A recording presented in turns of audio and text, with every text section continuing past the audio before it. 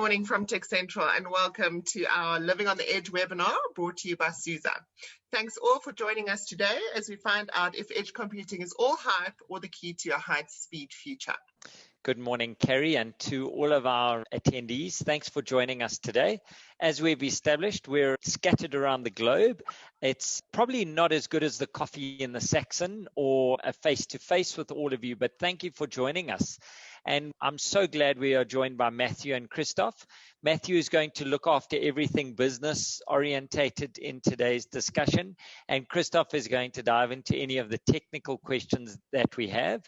But before we dive in, I wanted to take a step back and how we got onto this topic. If you're not living on the edge, you're taking up too much space, said Matthew Whitaker, who's a US climber. And in preparation for today, I was looking for SUSE's predictions for the edge and where it's going. And a year ago, there was an article posted by SUSE that's saying on average 2,617 times a day, we swipe, click, or tap our mobile phones around the world. The prediction is that we are going to be creating 930 exabytes of data by 2022, and that's about 20% of all the IP traffic in the year. But the stat that stood out for me is that IoT, so Internet of Things spending, will reach about 745 billion in 2019. Now, I don't know if that number was hit, but the prediction for 2022, which is only next year, is that we are going to have 31 billion endpoints of data creation that we're going into. So what that speaks to me of is an explosion of data points, data collection points, data origins, and areas where data is going to come in to be consumed by the business. This leads to muddied water for me. And when we were in preparation, Matthew, Christoph, and myself had some differing points on what edge computing is. So I'm going to start with you, Matthew. What is edge computing to you as a business leader? I reckon you can wrap up edge into sort of two areas. I think speed is one and insight is the other. So edge kind of brings those applications closer to the data, which is kind of a new frontier where distributed IT infrastructure can be deployed much closer to the action, so to say. This obviously enables faster insight, response times with less bandwidth instead of sending that sort of data to the data centers. Edge computing obviously decentralizes this processing power to ensure real-time processing without that latency that you would typically get over a LAN in terms of sending the data. Edge is obviously also important because it creates that sort of new, improved way for enterprises to maximize their operational efficiency, improve their performance, and even automate some of those processes that might have been a very manual process in the past. And at the same time, you need to kind of provide that always-on availability. But I want to make one thing clear here. You're not replacing your cloud strategy, but you're rather augmenting it. Our example as a company of the acquisition of Rancher, some of these containerized applications will be designed for distributed computing at edge locations. So being able to have one standard, secure, policy-based platform running anywhere is a huge benefit for any enterprises embarking on that digital transformation journey. So don't make the same mistakes of the past and try and merely change the destination of your compute core, but rather look to bring all those aspects of your infrastructure into one platform, from the edge to the core to the cloud and beyond. Okay. So Christoph, as a technical bias, where does that sit in your world? Where does edge kind of become mainstream for you? I kind of agree with Matthew, since the application of Internet of Things devices, like you said, and services and application in complex scenarios such as smart cities, smart energy, smart farming, or Industry 4.0, also like healthcare or transportation, has generated new challenges for solutions based on cloud computing, basically. So before the emergence of edge computing paradigm, cloud computing as a centralized structure where computing and storage were only deployed in a centralized and distributed server on the remote cloud. But cloud computing presents some drawback when dealing with IoT application, actually, as they usually require reduced latency and response in real time. So the edge computing paradigm emerged as a solution to this problem, being presented as a set of technologies that help to optimize computing and storage process prior to send them in the cloud, basically. So this is basically achieved by preprocessing data collected by device prior to be sent into the cloud. And the edge fits in everything that it's not cloud.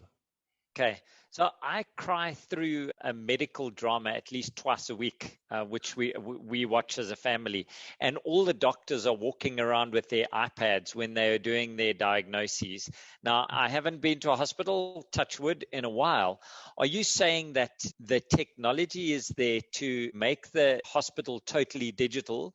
We are taking time to update our processes to get there, or are hospitals now enabled for it and they just need to roll it out in order to take this digital transformation?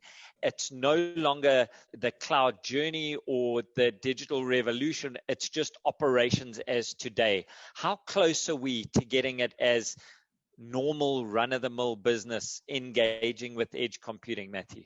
I think everybody's on a journey. And I think if I use an example, another example, actually allow me to use it. It's a major transport company in South Africa. They've put sensors on all of the movable devices. And I mean devices, I'm even talking cars and cranes and conveyor belts, etc. They've actually put sensors on all of these devices. So if a shipment comes in of aided something, let's just use coal, for example.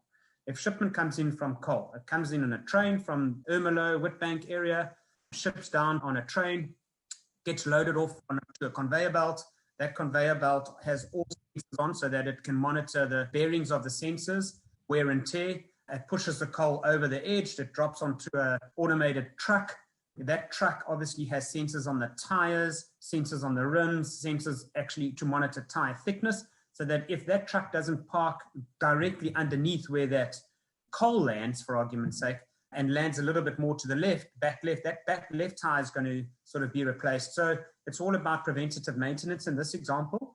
You know, this is an insight that you get. So to my point earlier on about this is exactly the kind of insights that people can now start taking and saying, we just need to replace one tire. So when we send our truck in, the whole truck's not gone for the whole day. It's just a matter of getting one person to replace one tire.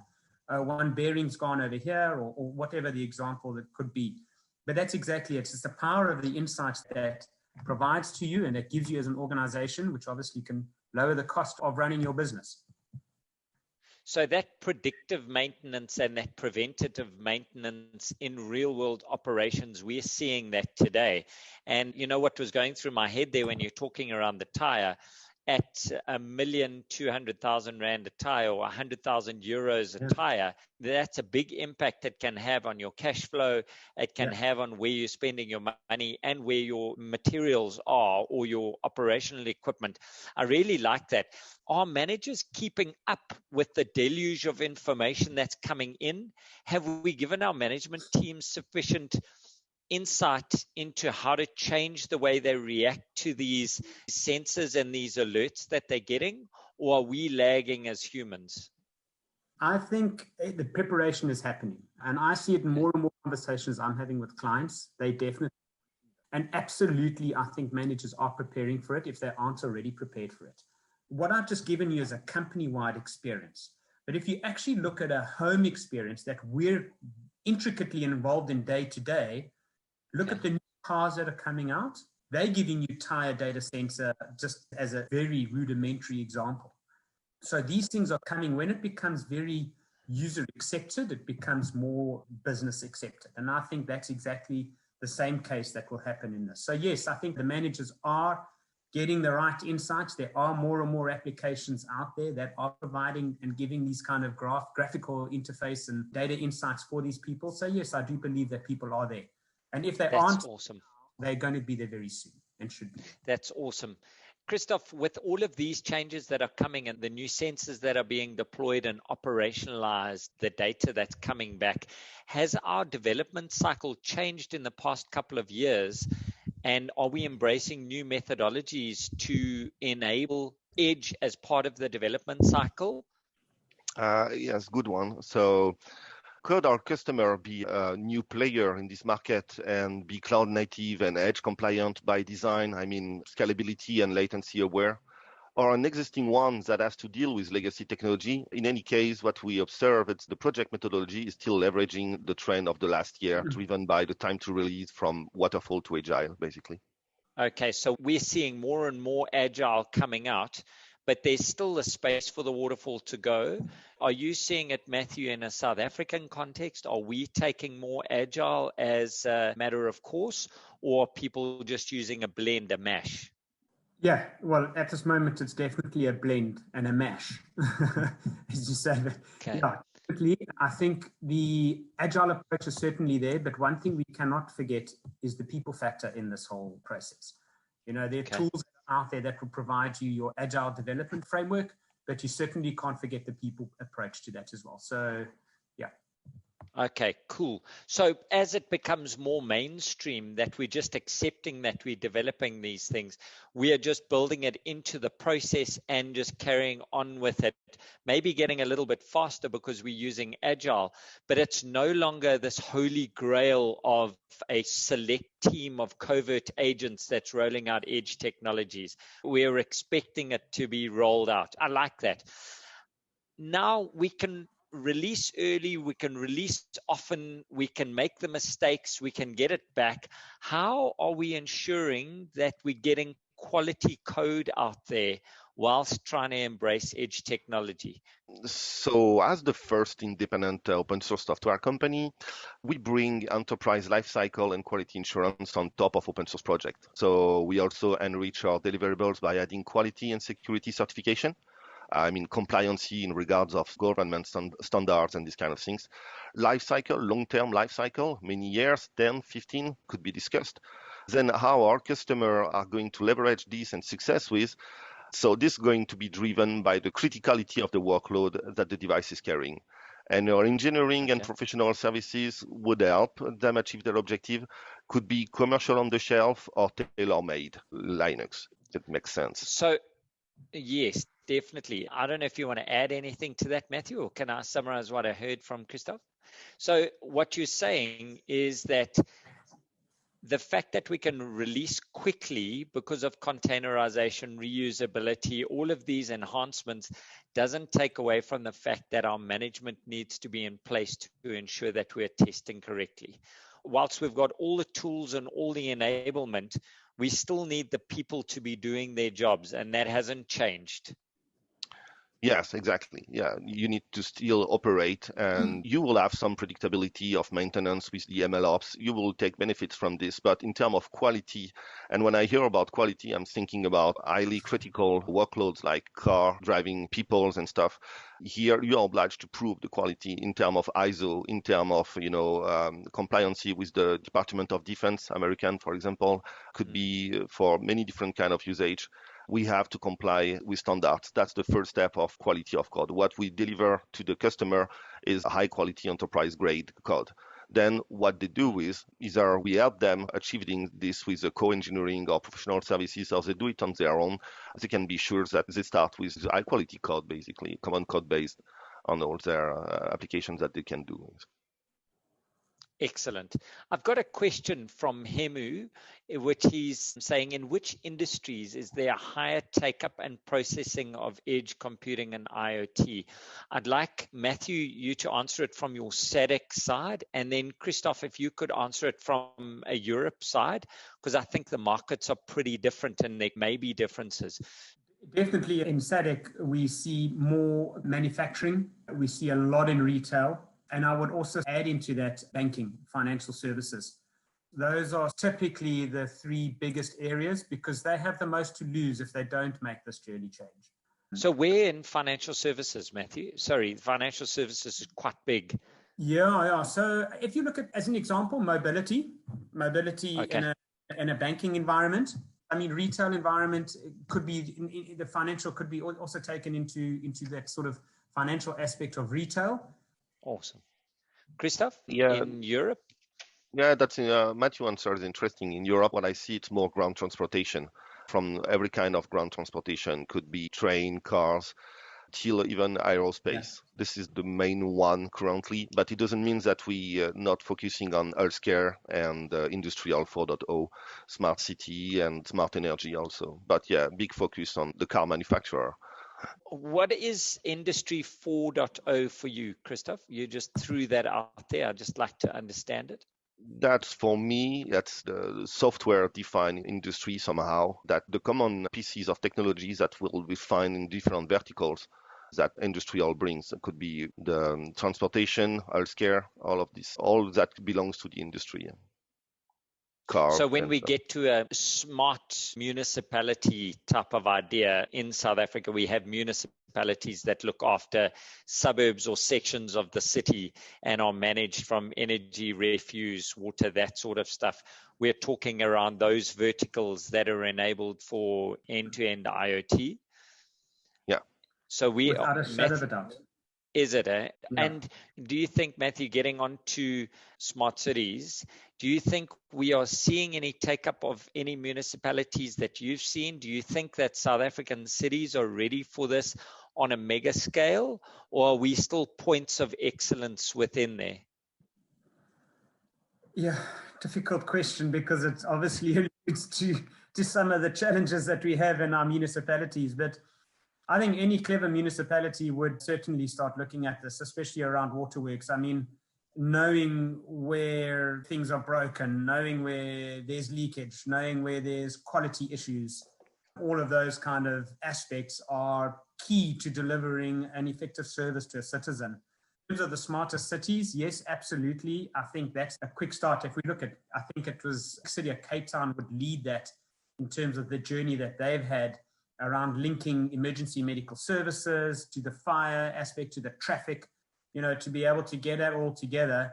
It was a hell of a good project that was delivered. And I think that's a leading example of what can happen. Yeah. But it shouldn't start there, actually. And it shouldn't be limited to that only. I mean, just Joburg Water or your local water provider can make the difference as a pocket of excellence with inside of that already. You don't need to boil the whole ocean. You need to, as it's a journey, you have to start somewhere.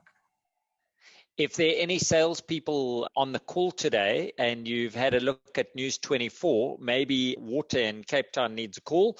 People have been advised not to drink the water because of the funny smells and the taste. So maybe we need to get a couple of sensors out there. Yeah.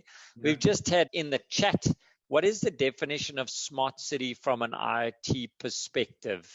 Christophe, I'm going to let you take that from a tech perspective, and then Matthew from a business perspective. So smart city, smart comes first for intelligence. And when we say intelligent, we mean like gathering data at first. It's gathering lots of data. At first, it was university campus that was smart, and all the locks for every door, the badge you're going to use for food, and the track on you on the campus, and everything was basically easy to collect because you own the campus and there is a an Ethernet ring with a high bandwidth and low latency around the whole campus. So as long as you can have high bandwidth and low latency in your town or something, you can transport data coming from every kind of sensors. Could be camera, could be like, I was in a town in Thailand where everything is basically digitalized. From the bus you take to you use your mobile for everything, for paying for everything simply. Wow. And even unlocking your door. The house you rent, you can unlock the door just with your mobile. So smart city, yes, it's everything. It's interconnected, but for this you need at first a high bandwidth and low latency interconnection between all of this stuff. Yeah. So this debate that I've been ignoring on the 5G rollout becomes critical if we want to get smart city and get edge enabled. We need bandwidth and we need low latency to make it operational, and then we can go mad with it. I mean, the use cases are endless. So Christophe has quite correctly touched on some of the foundational stuff that's important. But I think if we look at the question, what's the sort of the definition of a smart city? It's really utilizing the functionality that a city should have in its information technology, right? And it's really there to improve that operational efficiency and provide better quality of service to the citizens. So I think that really, if we look at what a smart city actually does and is and should be, it is exactly that. It's about using the information that it has to be able to share with the public that it services and provide that better quality of governance and service to the citizen for their better welfare. I think that's a great question of what a smart city should be. I really like the vision that Christoph has painted for it, which is smart everything, but I like that definition, because the next question I had was this innovation cycle. We all want to jump on the bandwagon. We've all got ideas. We've all got irritations that are out there. Are we not tempted to get careless and just release anything and put sensors on everything? And is there not a deluge of useless data gathering going on, Matthew? So, I mean, if we look at some of the mistakes, the common mistakes that people would do in terms of taking an edge strategy into their business, I mean, the one mistake is absolutely to do too much at the edge. You know, you've got to keep it small, cheap, and easy to replicate. Companies that are too much processing on edge sort of devices soon find that latency and speed issues that they were looking to solve with this edge computing strategy actually come back in a new form, and actually in most cases sometimes even make things worse. And that goes to what Mo was saying earlier on about these 90,000 devices on an oil rig. Absolutely, 20% of that data is seen. You know, while I don't discount that an oil rig does need as many devices for safety, for health, and obviously production purposes, it's critically important to know that, you know, you can't just, like I said in my opening statement, you're not replacing a cloud strategy. You're just augmenting it and choosing the right and choosing the right functionality for that edge. It's there to augment your environment. It's not there to replace. And don't from the core and throw it all to the edge, because then you're just making things worse in another form. We're shifting the problem, making it from, instead of the back office problem, now someone in the front office. Matthew, you said the cloud strategy, you've said it a couple of times, the digital transformation. Haven't we moved past that? Are we not into it's the strategy, it's our transformation plan, it's our business plan? Or are we honestly still looking at a cloud strategy and then an IoT strategy and an edge strategy? Yeah, I think you absolutely are. You're needing to have all of those, and your enterprise architecture needs to bring them together. You know, there are definitely going to be three pockets of strategies within inside organizations, as you've mentioned. The cloud, the edge, and IoT can kind of be together. But, you know, then you bring in the other aspect of what that does provide for you, and that brings that AI, ML side of things, which we haven't really touched on, but there's also an aspect that does need to be brought into the fore as well. You know, are those organizations utilizing that and automating any of those processes that they've normally had in a manual manner? Yeah. Well, that brings me on to Rilani Mnisi's question, which was, what are the cyber threats that are faced with edge computing? Because if we're starting to get into this, where we're going on the cutting edge, so on the AI side and on the automation and robots and that, are we not opening ourselves to a plethora of attacks?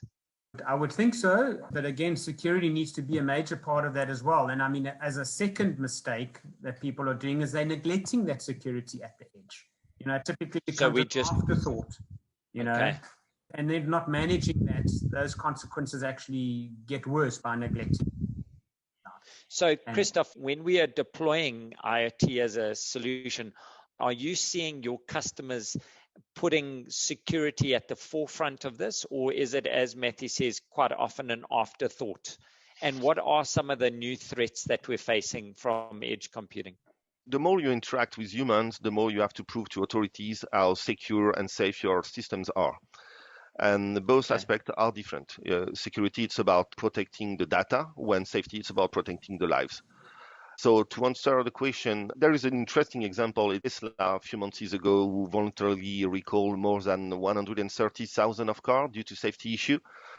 I can't imagine how much that cost. And considering that it was due to lack of test, basically they have a 8 gigabyte EMC and they have to recall 30% of all their car to change memory cards in it. I'm sure that now they have implemented a special memory test, you know. Security, safety, it's true, we are talking about cyber security. And when we talk about security and safety, we talk about isolation. And I can agree that it's true until now, until I mean, it's a pity if you don't think about security when you are designing the things. If you think this afterward, you will have constraint, and especially in edge due to hardware things. For example, in car and planes, you need to prove that you have hardware isolation of your workload so that you can prove the determinism of things, so that you can say real-time stuff, basically. You can predict what's going to happen, and there is no latency in your thread, there is no latency in your process. So at the end, you can predict what's going to happen, and you need to predict what's going to happen if you're carrying lives, basically. We had a comment from Terry White, which is saying the edge grows your organization's cyber attack surface exponentially. So security is probably the primary concern of implementing edge. So it's more of a comment. And I tend to agree with you, Terry. I think that any team that's taking on edge in any way that doesn't have a security bias to it is naive to the fact that they're going to be opening the network at every area. So thanks for that comment, Terry. Hemu has asked another question, which is way out of my pay grade. I think it's going to be Christoph. What are your thoughts on quantum computing and how it plays out with regards to mobile devices and deployment of containers on? Quantum computing and container, I think we need a couple of years to put them in the same sentence. So far, it's more weighted in the cryptographic area, what we can do in terms of key exchange. There is solution, but again, I don't want to dive into the science fiction part of this with key exchanging from satellite and then measure the derivation of clock in a quantic way. So I don't see an application like quickly on the edge side, but for every cryptographic stack where you need HSM and this kind of hardware security module and stuff, yeah, it's potentially we're going to see quantum computing coming in the upcoming years. Yeah. Christoph, that's an excellent answer. I think the temptation is that we go too far and we forget about the incremental improvements we can make. And there's going to be a small area where quantum is going to be played out, and it's probably in a couple of universities and one or two amazing forward-thinking, grasping organizations. But in today's world and what we're talking about, there are real benefits that can be given right now. I saw Matthew's Garmin watch just now. I think we take it for granted how much data we are collecting in our personal lives. And, you know, if Strava gets my run this afternoon a little bit wrong, that's okay. But if the IoT device, which is a pacemaker for a friend of mine, is not giving the right information, that can have a serious consequence on this man's life. So the testing that you're talking about and getting the basics right, Christoph, I think is pretty fundamental. It is fundamental. That being said, I wanted to see if Matthew would jump on and say that we are now just strategizing for IT for the future, but you're still breaking them into cloud, into IoT, into other areas. What impact is SaaS and the SaaS options having on edge innovation? I will consider SaaS like in terms of software as a service that could rely on public or private cloud. So SaaS offer a great backend for every offboard edge architecture. So I will put offboard in front of onboard. Imagine a car, imagine a boat, imagine everything. You have onboarding stuff where you're going to compute things locally, and then you're going to offload the things to an offboard architecture. In healthcare, for example, if you take the example of an RMI system, you enter in, they do the magnetic imaging, and they won't compute this before they computed it locally on the machine. Now we think about offboarding and offloading the chunk of picture and computing them outside of the RMI. Why? Simply because if you change a little piece of an healthcare material, you need to recertify the whole stack. So if we externalize such pieces, we can update this and have a different life cycle here. So the SaaS, when I hear SaaS, I think about how can this bring computability and storage into an offboard architecture. So it helps here, depend how you consume this. You can consume this like I put all of my chunk of picture or sound or whatever, and then the modelization behind the computer, we're going to compute, make a model, predictability, all of this. And then there is the approach like REST API. Basically, we have an API opened and we just send stuff like small sensors, like this kind of small sensor. They will send data like MQTT data, different kind of things. So SaaS, it's always interesting, especially when we compute data locally before sending them to the cloud. Yeah, it can't be decorrelated from SaaS architecture. Yeah. That's awesome. It's probably not the forum to discuss it, but the commercial risks of rolling out IoT in a SaaS environment with the commercial models where we have pay by use or pay per gigabyte or pay per something without a tap turning on and off can also be quite scary for CIOs. And I think maybe we should delve into that at some stage on how we manage that risk. I don't think it's today's discussion, though. Christoph, would you say, bearing in mind unlocking SaaS, using it effectively, having these devices, getting the architecture out there, getting the processes reimagined, organizations are now ready for mainstream large-scale AI deployments? I would say when we talk about AI, again, it's artificial intelligence. It's not a smart something. It's about gathering data. So the journey starts with how do you gather, clean your data, store your data, how you can make a model out of your data. If your data dictionary or if whatever in your data set has any biases or anything, at the end, your machine learning model would work, basically, because the algorithm would work, will make it work and run, deployable, everything, but it's going to be wrong. So everything comes with your data. And we can help you, gather.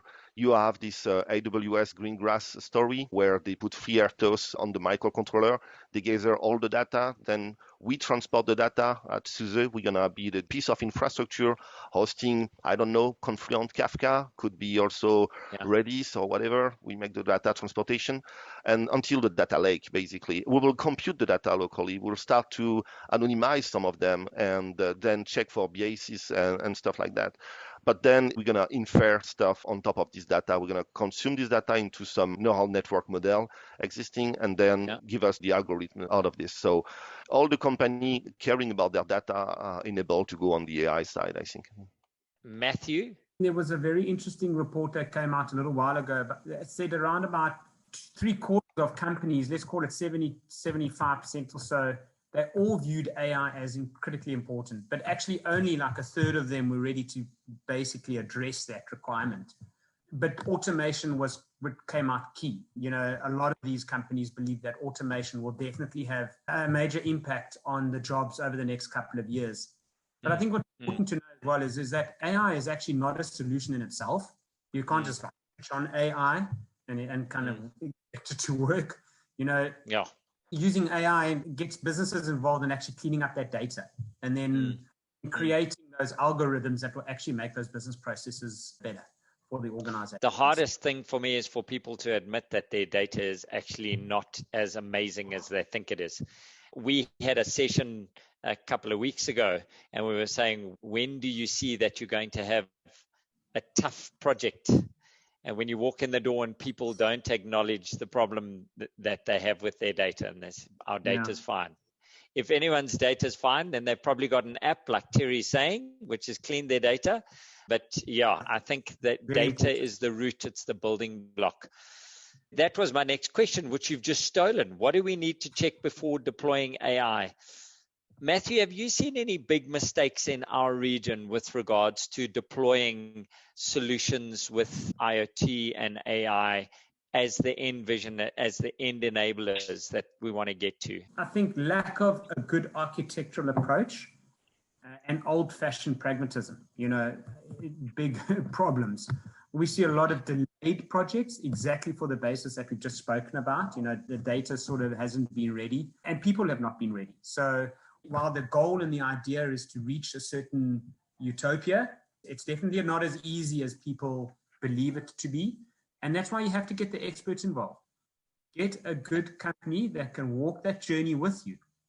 Get a good company that can actually help you and challenge you and be ready for that challenge. Be ready to be humbled.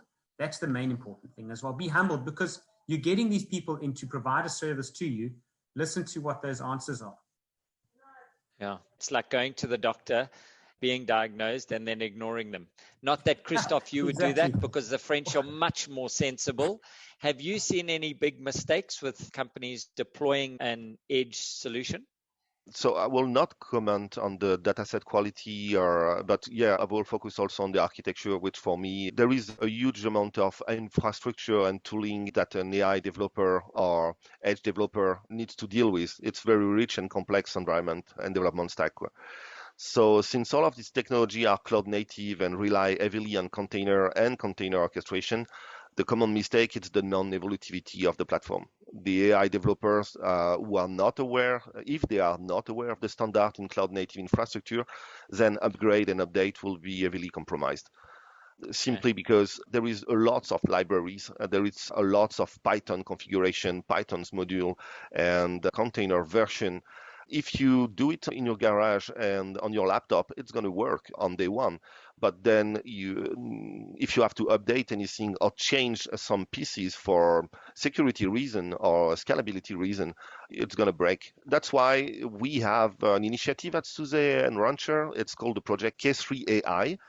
And it's all-in-one piece of technology where we have a bundle of all of this: TensorFlow, Jupyter, K3S, and the operating system. You have everything in one distribution. It's called K3 AI. Give it a try, and that enables every developers to go fast on the developing for a model and the predictability model. Yeah. So, Christoph, if you had to plot away an enablement way for a developer who's maybe in the audience today, who wants to become one of these new cloud native ready developers, where would you start your learning from a perspective of getting up to speed? Is there a course, or is it all self-study and find out for yourself? Or I know that you've got a very in-depth library and a university at SUSE, but how would you start? What are the building blocks to enable someone to get it right? I would advise to give a look on Udemy and Coursera, basically. There is a multiple course around TensorFlow and Kubeflow, all the inference piece of technologies that will help you build your model. At first, it's going to be have an understanding of which kind of AI do you want to do. Computer vision, sounds, healthcare data. Depending of what you're going to do, you're not going to use the same neural network. You can use YOLO or TensorFlow for the computer vision. You're going to use some other algorithm and neural networks for other things. So it really depends on the use case. And then sooner or later, your thing's going to work in container on your MacBook or something, and you want to put this in production. Here, you need to understand the piece of infrastructure. How you're going to spread the computability on different nodes and scale your model. And this is where you need to have understanding of Kubernetes, which is the de facto orchestrator for containers. Matthew, I want to ask you a question there. When you're enabling customers or partners, do you have a paint by numbers approach where they can grow from where they are today to being self-sufficient in this environment? Is there something on the local environment where we can have I call it a paint by numbers enablement, or is there a breadcrumb training trail? Path to mastery, like a path to mastery. Yeah. Yeah, absolutely. We do have that. We have now, it was weekly, it's now monthly. We have our enablement sessions, absolutely. Where do folk find out about those, Matthew? I would point them straight to rancher.com as a first step, rancher.com, and then go through the enablement. We're busy incorporating the two websites at this moment. So I'm not sure where they would be under the SUSE.com website just yet, but it's very visible on the front end of the rancher.com website. You go there, please. All those courses are available. Get involved in the webinars, get involved in the what we call rodeo sessions, get involved in all of those things. And it caters for everybody. It caters for the business person, caters for the technologist, caters for the C-suite. You know, there's something for everybody there. So definitely a lot of enablement about that. And it might, you might go to the rancher.com site and it points you to the SUSE asset, but I would start off with going there. You know, it's quite a scary time for South African businesses in the second year of a new world. Numbers are tight, time is tight. We're looking at high unemployment, and now we want to get fancy with edge computing and all the rest of it. It's quite a thing to dive into, and especially since we've got an existing architecture, how would we change the architecture to cater for intelligent devices to optimize IT operations? What would you say are the first 3 steps we need to take? The large volume of data, like we say, generated by IoT device to be processed by data analytics or machine learning techniques is a task that requires extremely high network bandwidth. So that's easy to understand. And of course, associated cost by the cloud service provider. So edge computing paradigm allow you to find solutions that comply with its requirement and can make use of the fullest of the potential and capabilities of IoT. In this sense, in edge computing, the big data generated by the different IoT objects can be filtered and pre-processed at the edge of the network instead of being transmitted to the cloud to be processed there. So it's enabled faster services and reduced response time compared to only cloud computing-based scenario. So it comes back to what we said about the Ethernet ring and the high bandwidth, and so you don't have to change what's already existing because you're only going to add stuff. Awesome. You need to, you will add pieces to infrastructure. You will add IoT gateway, basically, these gateways that will interact with your different sensor. And so you're going to extend the border of your data center till the IoT. So you have to have this gateway to be able to communicate with your devices. Yeah. So if the audience member, if we've got a technologist who needs to sell this to the board or to the C-suite, this is not a frightening new change. We're not going to rip and replace everything. It can be easy to enable it in a test case environment. It can be easy to enable it on a divisional case environment or on an enterprise environment. There's also a very big misconception, and when we talk, you mentioned about architecting the solution. I think we also need to, and again, the people aspect is very key here, especially to us in this region. I think there's a big misconception that sort of AI will replace the human aspect. I heard a very interesting thing a while back. It's actually not, the better way to look at it is actually augmented intelligence, not artificial intelligence. It's augmented.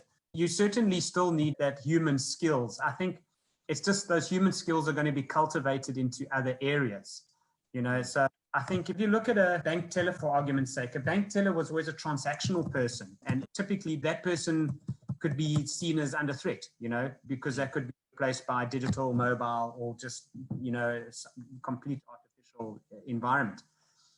But actually that bank teller sort of changes. It now can sell bank products. So it's just a matter of changing that skill set. And what I think it was Deloitte that put out a thing a little while ago, that skilled workforce is absolutely successful to a successful automation program.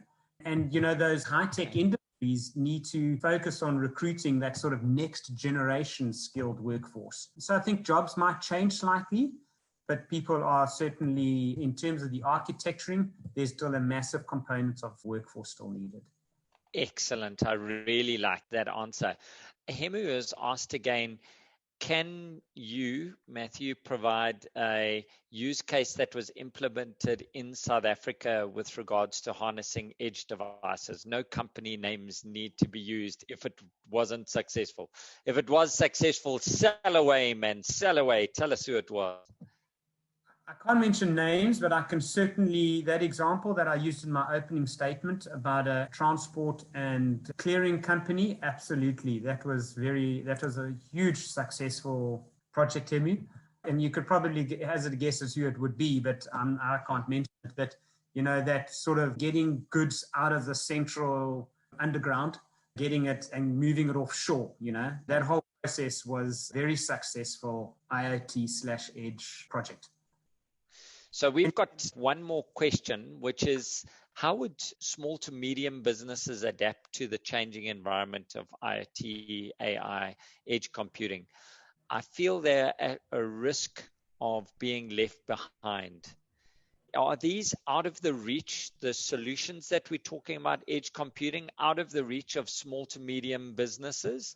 Is this only the realm of our big enterprises with hundreds of millions of euro turnover?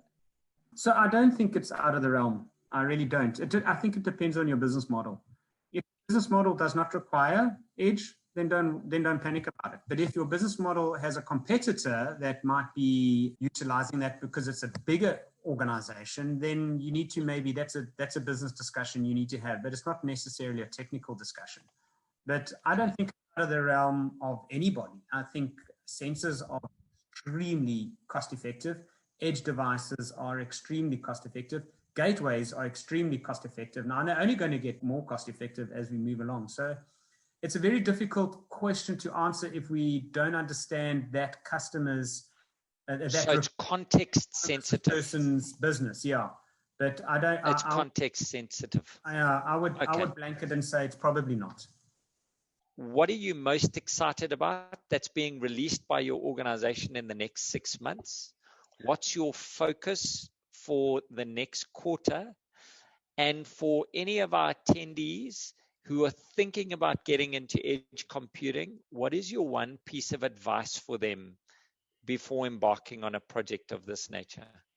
Okay, so my main focus for the next quarter in regards to the edge enablement. So we have many POC in retail, telco, and healthcare, and also a huge one in ground transportation. So that's definitely topics I'm going to cover for the next quarter. What am I excited about? And it's upcoming in SUSE Rancher for the next 6 months. Definitely 2 projects. First one would be the maturity around the Rancher fleet, FLEET. And so since K3S, which is like a lightweight version of Kubernetes designed for edge, since its adoption has exploded in terms of popularity, so has to Kubernetes on the edge. And so an organization have adopted an edge deployment model where each device is a single or 3 node cluster. That's a very small one.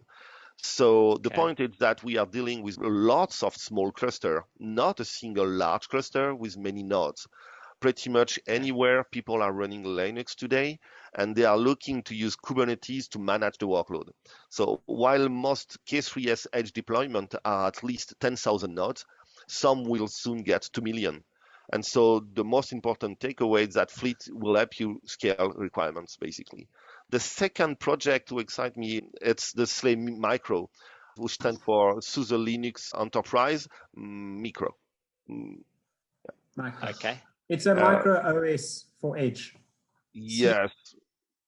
Yeah, ultra reliable, lightweight, built for edge computing. It comes with enterprise-grade answer to requirements in terms of hardening, security, and compliance. And enterprise want edge and embedded applications that are secure, require minimal maintenance, and easy to deploy at scale. So that's a very interesting operating system for the edge. Yeah. Advice, one piece of advice for a customer going down this road? I will take it on the infrastructure side. I suggest to be clear about the certification expected. I might sound like redundant talking always about certification, but I've seen many things here. So also be clear about the hardware involved and the resource available. One of the first things you're going to pick is probably the hardware. It's going to come as soon as you think about the use case. Quickly, you're going to find the sensor or the gateway making this possible. And so the hardware involved quickly in the reflection. So if you are not going to address a mass market like phone, TV, or car, then probably a commercial on-the-shelf approach in terms of operating system would be less risky than a tailor-made operating system. This would be my piece of advice. Awesome. That's solid. Matthew? So again, lots of POCs out there. We are busy with a POC in a company in Namibia, a group company, that's rolling it out again to financial. Next 6 months, absolutely. Fleet and Christoph's answer, exactly that. So SLE Micro is a major game changer. So we're very excited about that. In terms of advice, I would say, again, get advice from the experts. Bring in a reputable company. I don't know if any of you were on the last presentation, but there was a comment was made about clients don't bring partners in because of their relationships. They bring them in because of their knowledge.